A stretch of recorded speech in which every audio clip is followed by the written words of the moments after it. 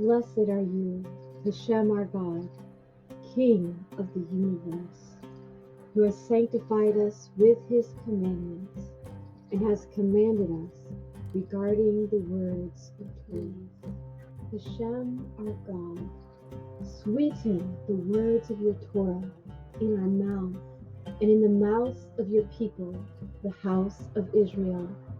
May we and our offspring and our offspring's offspring, all of us, know your name and study your Torah for its own sake. Blessed are you, Hashem, who teaches Torah to his people Israel. Blessed are you, Hashem, our God, King of the universe, who selected us from all the people and gave us his Torah. Blessed are you, Hashem, giver of the Torah. Hello, thank you for joining me. Each week I want to work on the current Parsha. This is a month or so early.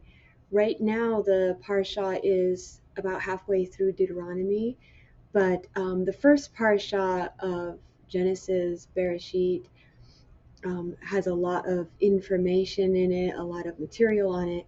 So I wanted to get started on it, help lay that groundwork and kind of go into what it is. So here is on Chabad, where you can find the weekly Parsha. That's where you go to find it. So right here, they're on A. So what it does is it divides the Torah, the first 5 books of the Bible, Genesis, Exodus, Leviticus, Numbers, and Deuteronomy, into weekly sections that you can study over the course of the entire year. It used to be they would split this up into 3 years, and it may take us more than a year because it is so much to study. But I mean, I'll try to get the material out there as quickly as possible to keep up as I'm able. So that's where you can find that. What we're doing here with this video is more like preparation. If you're fluent with Hebrew, then you might not need this video and you could just skip ahead, or if you're just not interested in it. The main thing that this channel wants to be doing is to go over the Padres, which is the Peshat, Drash, Remes, and Sod. Sod being like the foundation, that spiritual hidden, the foundation is what's hidden. You don't see it initially. And Peshat is like that basic, obvious thing that you're just going to see at first glance. And I want that Peshat to be by looking at the context of that day to try to get to how would the people in that day have interpreted it. But before that, I just want to go over like the vocab, the grammar, to understand what each word is saying in the Hebrew here. Something else that I've done before is Hebrew Word a Day, where we're looking at in depth to get the entire meaning of that word, going in order as the word first appears. So I'd gotten through about like the first 100 words almost of Genesis 1, and I want to do that again as I'm able, but this here is a timed thing to get through the portions, and I know I won't be able to keep up with each new word as it appears, so that will be as Hashem allows.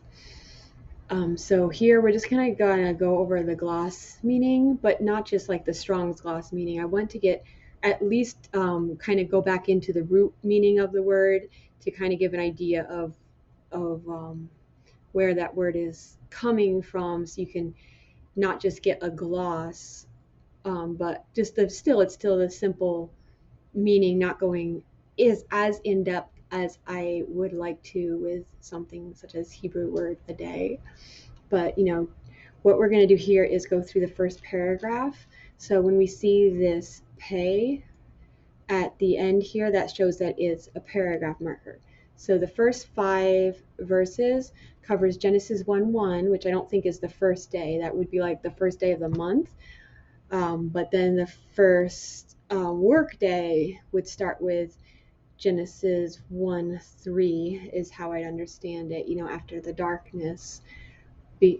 has come, then there is a light. So anyway, let's just get started. Here is, I like how they're dividing this. So be is in, and this is in a beginning. But other places where it might say in a first fruit or something, you kind of know that it's at least like referring to a specific thing, like the first of your harvest.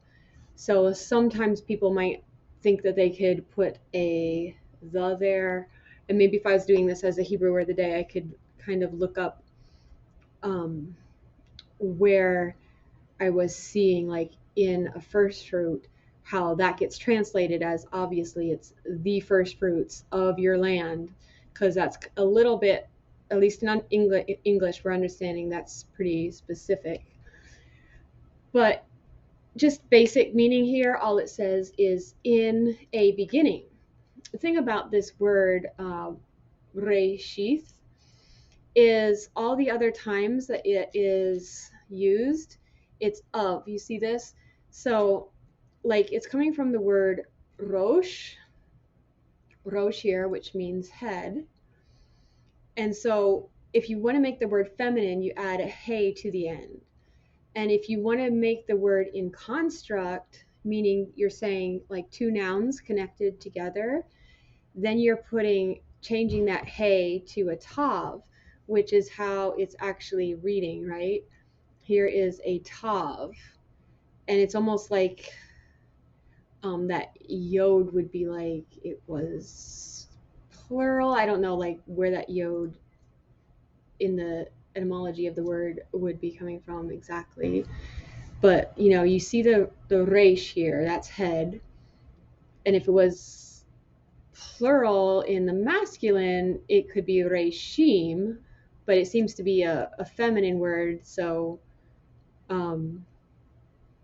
like I'm not like an expert Hebrew teacher. I've been learning for a few years, self-taught. So I mean, I wouldn't be able to say for certain where all this is coming from, but it's just kind of curious because Rashi at least will point out that this appears like it's in construct, and all the other times that it's being used, you see construct of. So you know that it's the word of because usually in construct, if it was a feminine ending, that hey would change to a tav of the first fruits. So here's like two nouns, of and first fruits. So if it's in construct, then that ending is shortened in a way that shows you that it's in construct, and you're in English, we just supply the word of because that's how we understand it. So here is of. I'm pretty sure each one of these is going to be of, so showing that it's typically used in construct except here. Okay, so if we looked at, I'll just quickly throw this out here, the first 5 books, which is the books of Torah, and plus we add the word Joshua or Yehoshua at the end there, then it would make more sense. Then that construct would make more sense. If we look at and how the Jews are naming these first 5 books of the Bible is to take the first word, or kind of like the first main word. So Exodus is named after Shemot, which is name, shame. So here it's in the plural, and you can see this tav at the end showing. If you look down here over the box that should be showing up, that it's showing its plural construct. So names of the children of Israel. That's how you're getting that of there. So here we have Bereshit, source, in source of, names of, he called, in wilderness of, or in place of, or in the place of the word of, because Bamidbar is like in wilderness, or in Devar in word. So it's the word, the place of the word is kind of like the meaning of wilderness. So in the place of the word of words, Devar and Devar, you have this word repeated here, Midbar and Devar. So this is words, plural. Those are the first 5 books of the Bible, and then you add Joshua to it, then you can put it together to make an entire sentence. In the source of the names of, and he called. And to make it sense in English, we can put the verb first, because in Hebrew, the order is typically swapped than how we would say it in English. So we could say, and he called in the source of the names of, in place of word, words of Joshua. And I have to look up all these, which ones were in construct. I'm not sure about these two, if these two were in construct. So like, let's see.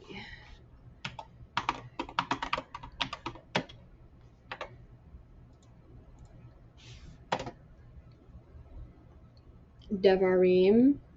So this one's not in construct, but let's see. Oh, Leviticus, Numbers 1.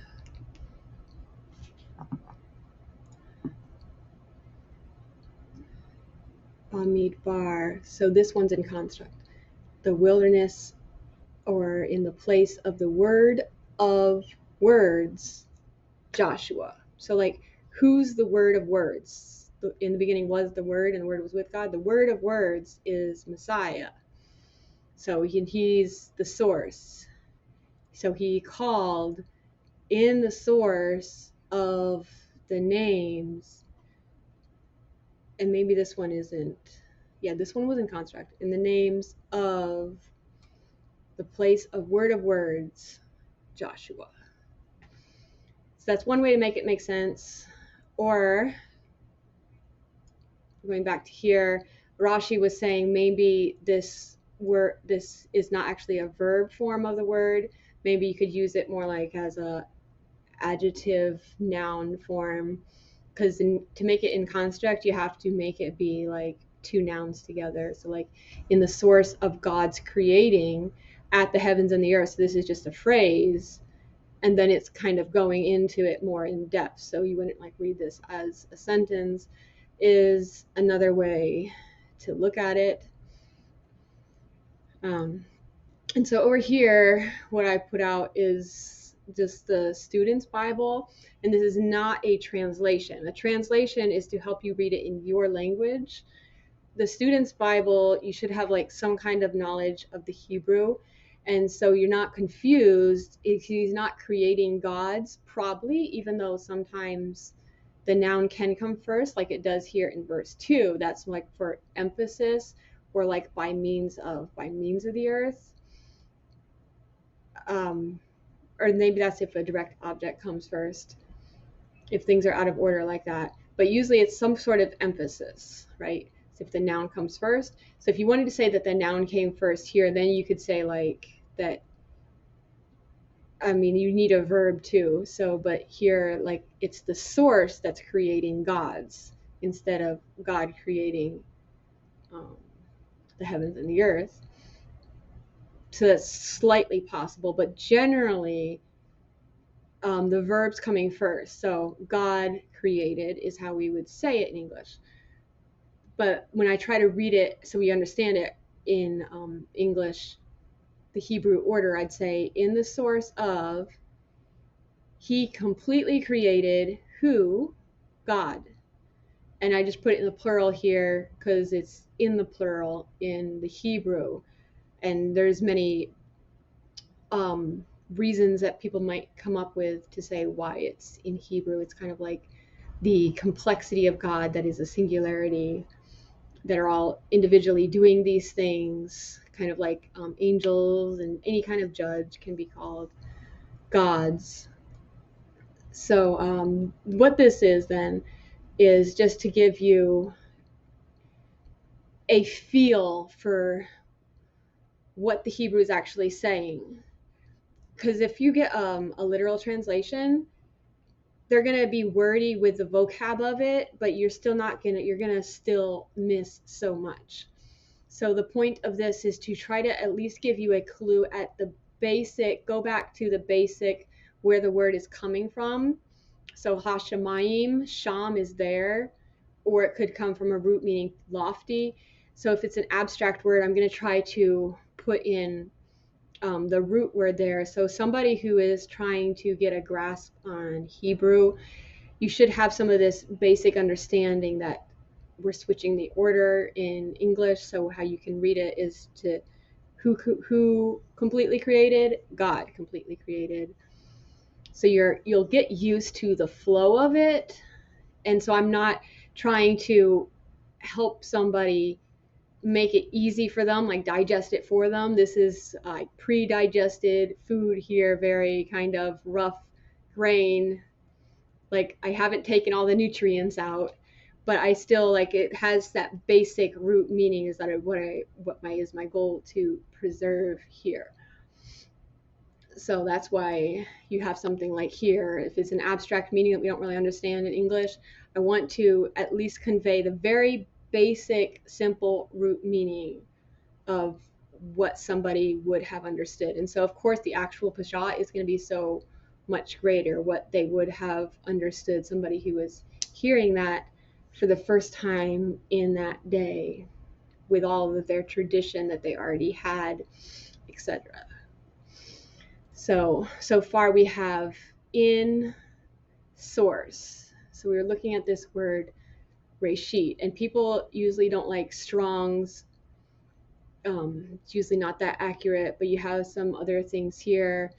This is just how it gets translated. Typically, it's not the actual meaning, but it at least gives you more than what you're getting in English. Just like the one verse here, it's showing you how it's translated in other places. So it's like a chief, a source, a beginning, like the beginning of a river where everything else comes from. So if we're understanding that this is talking about Messiah, he's the Alpha and the Tav and everything in between, the beginning and the end. He's the source. So like the bait at the beginning of Bereshit, that's the bait here. It can also mean like with, and it's the picture of a house. So you're in, or so it's like by means of, in this, with this. You can kind of see a little connection lingering in English. So in source of his creating is like one way to think of it, but the understanding that it's through Messiah, we later find out everything is done. And Rashi will say, like, for the sake of Israel, for the sake of Torah, God created the heavens and the earth, or by the means of Israel, by the means of Abraham. All these things that are called Reshit in the Bible, they're making these broader connections, broadening the understanding to understand it better, like just what it's talking about. So in source of, and I'll try to leave the links to these so you can do an in-depth study if you want. He created. So this is the perfect, meaning it's usually just like look back at the entire picture, like a completed action. So this is usually like in the present, in the past, because it's a completed action. It's the overall, it's not really like a time thing, but generally because it's a completed action, in English we're going to say it like it's in the past. So he completed this action. This is just looking at overall. He's not in the middle of narration, like these are all the details. When it's perfect like this, it means it's a completed action. And this is he created. It's the masculine, third person masculine, singular. if you can see that little pop-up underneath. He created, who created? Gods.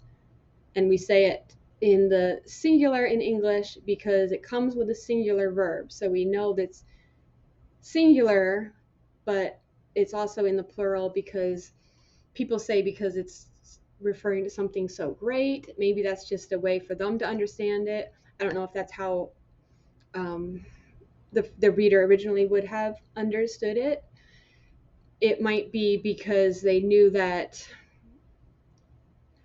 to me, gods is everything connected to God because God is one. There is only God.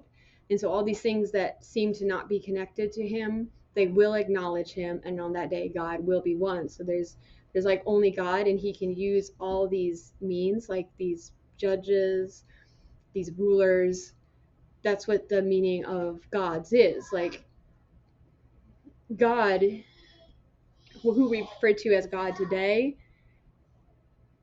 that is like all there is. But how the original understanding was is their rulers could be called gods, or angels could be called gods, because this is like the complexity of God, right? That he's acting through all these means, like all of creation, all the heavens and the earth are his body that he's communicating through, whether you acknowledge it or not. There is only God. If you go back to the source, the one that is like pulling the strings, like where it all goes back to, then there is only God. Not that he's like manipulative pulling the strings, but he's the life force. If that left, then there would be nothing. So like when all of creation came here, God didn't increase, he didn't decrease. So he is the only life force, the only judge, the only power. We wouldn't, there is nothing outside of him. So in the source of, he created gods. And here I say at, because it's the best word in the English to convey this word, but it's a direct object marker. So a direct object is an object that is specific. It'll have the word the, or it'll be the name of somebody. If it's an indirect object, then it can just be whatever. It doesn't have this direct object marker. And that's how we know it is Yahushua. If you want your actions, the thing that you're doing, to last and not just dissipate, kind of run off like water and who knows where until it's vanished, then you want to be doing this as the direct object marker with purpose to go to a specific thing. The picture here in the picture graph is an ox and a marker. It's an ox that's plowing towards a specific goal, not just randomly, I don't know why I'm doing this, life is meaningless, I'm going nowhere, I'm just going in circles. Then you're not doing this with Yahushua, you're not doing this with Messiah, Jesus, as you know him, as you may, if you don't know that his name in Hebrew would be Yahushua, and more Arabic would be Yeshua. So with this direct object marker, he says he's the Aleph in the top. He's saying he's the one who gives you that purpose for all your plans to succeed, to be lasting. Otherwise, it's just vanity. It's meaningless. It's empty. It's going nowhere in particular, and it'll just vanish. It won't last. So whenever you see this direct object marker, you know that God is in it. When we're saying that like God has a plan from start to finish, I think whenever you see this direct object marker, that's God's plan. That's what he's predestinating. That's the first fruits. But he doesn't look at these things that are dissipating. He doesn't look at darkness. Do whatever you want. You're not going to mess up God's plan, but you will perish because of it. You will pay the ultimate price because you weren't willing to lay down your own self to pay the ultimate price in the other way. You know, so either way, it's like you're still going to die. You either die to self, and you can be part of God's ultimate purpose to just serve God, or you're just going to die anyway. So, but then it might be too late, just like the initial generation in the wilderness. Once they found out they were going to die, they're like, oh no, we'll go in and we're not worried about dying anymore. We'll go in and take the land. But for them, it was too late. So we need this direct object marker, and we know it's a direct object because these have the on them. These is the word the. And so typically when I'm doing this first 7 days is actually one parashah, 1 day in the yearly Hebrew reading. But I'm breaking this into 1 week. This first 1 day of the 7 days, I'm breaking into 7 days. So this first Torah portion of Bereshit, the entire book is called Bereshit, but also the first portion is called Bereshit. And the first portion covers Genesis 1 through the first 3 verses of Genesis 2. So instead of doing that all in 1 day, as is typically would be on Chabad, I am separating this first portion, as you can see here. This first portion here is covering all of this. And I'm breaking this up into 7 days instead of just one portion as it's showing you. So like here, that's the first portion, and then it goes through all of this. So Bereshit, Genesis, and then the Torah portion is Bereshit, and then it goes into all of these other ones for the book of Genesis or Bereshit. So I hope that makes sense. Okay, so the earth, that's the first verse here. And how I have this divided over here is when there is a divider marker underneath the hay here, there's a divider showing that you've kind of finished a clause. And this is the verse divider here. So I put a period at the end. But when there's just a normal divider, so this is a divider, and this acts as a divider. Here is a connector underneath the aleph, this slanted line, and the slanted line in the other way is a divider. So whenever there's a divider, I'm just hitting enter, and that's how this is matching this. And Hebrew is going to read right to left. So here's in, and because this is all written as one word, I want to convey that in the English. So I'm capturing just like the essence of this with in and source, and because this is a tav, I understand it's of. And then from this verb here, we get this word here, and so I have it divided here. We can see that it's he, and that it's completely because it's in the perfect and created. And I put it in the past because that's how the perfect is generally understood, unless there's a vav in the middle, which would flip it like a completed action in the future, like a prophetic thing that he's going to do. So that's why I have it divided like this. It's like diagrams, so you can understand how to better read it, that these words don't really go together as much as these words. You're going to read these together, then it's like a comma, right? So that's the first verse. And the earth. And here's how earth is understood, how it gets translated. So land is kind of like what is physical, and the opposite of that is what is spiritual. Or land is what is the hard ground beneath our feet, so it is below, and the heaven is what is above. So you kind of have to let loose of these things that you abstractly understood before to open up to, well, how is the Hebrew understanding of these words? And it's not going to be how it typically gets translated in English. This is biblical usage, how it gets translated. And you really are going to have to dig deeper. So just be open to that might not be the actual meaning. It's just what fits in the context, because typically a